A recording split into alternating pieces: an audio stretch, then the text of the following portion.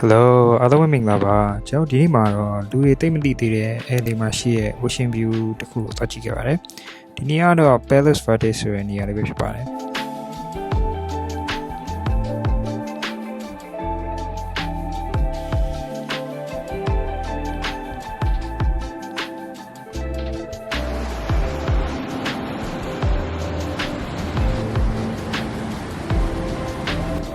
ဒီအောက်ကိုသွားဖို့အတွက်ကျွန်တော်တို့နည်းနည်းလေးလမ်းလျှောက်ရတယ်ပေါ့နော်လမ်းလျှောက်ရင်မိုးရင်းနဲ့ကျွန်တော်တို့စစ်သေးလေးတောက်ပါတယ်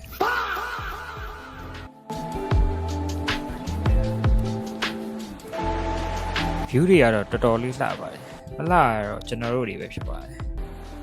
အဲ့လိုနဲ့ကျွန်တော်တို့အောက်ရောက်သွားရပေါ့ဗျာကျွန်တော်အမှန်ကတော့ကျွန်တော်ရေကူးမယ်ဆိုပြီးတော့စီစဉ်ထားရပါပေါ့နော်ဒါပေမဲ့ကျွန်တော်ရေစိမ်ကြည့်လိုက်တဲ့အချိန်မှာအရန်အေးနေတော့ရေမကူးတော့ဘူးဆိုပြီးဆုံးဖြတ်လိုက်ပါတယ်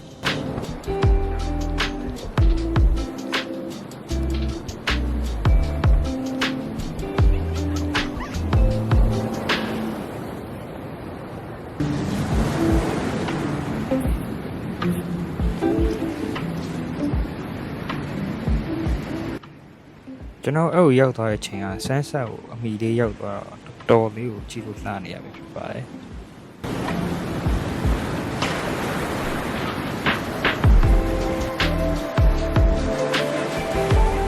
ကျွန်တော်ဒီဗီဒီယိုတစ်ခုလုံးကိုလွန်ခဲ့တဲ့10နှစ်လောက်ကဝယ်ထားတဲ့ Canon M50 နဲ့ရိုက်နေတာပေါ့နော်ဒါပေမဲ့ကံမကောင်းစွာနဲ့ပဲဒီ Canon M50 နဲ့ရိုက်ခဲ့တဲ့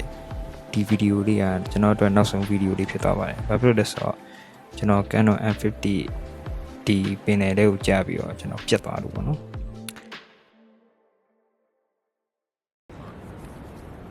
ကျွန်တော်ဒီ Canon M50 နဲ့အမှတ်တရအများကြီးဖန်တီးခဲ့တယ်ဆုံးရှုံးလိုက်တဲ့အချိန်မှာဝမ်းနေလားဆိုတော့ဝမ်းနေရပါဗျာဒါပေမဲ့လည်းရာအားလုံးကဒီနေ့ချိန်မှာဆုံးရှုံးပြောက်ွယ်သွားမယ်ဆိုတာသိရတဲ့အတွက်